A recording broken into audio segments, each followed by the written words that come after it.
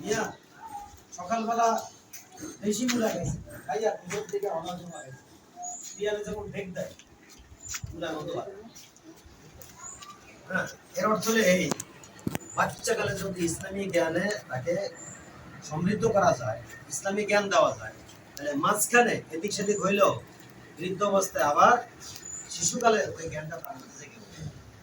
এই জন্য বাচ্চাকালে বাচ্চাদেরকে যদি শিশু অবস্থায় জ্ঞানে সমৃদ্ধ করা যায়, জ্ঞান দেওয়া যায়, তাহলে সেটা তার আমি রাস্তায় চলছি, আমার জবান মাওলা জিকির করা যায় কি যায় না?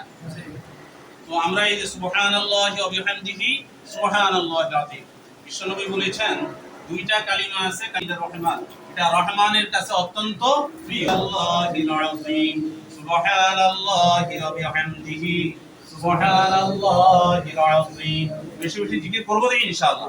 আল্লাহ পাক আমাদের সবাইকে তৌফিক দান করেন। আল্লাহ পাক এই ব্যবসা, এই মাদ্রাসাকে কবুল। اللهم صل على سيدنا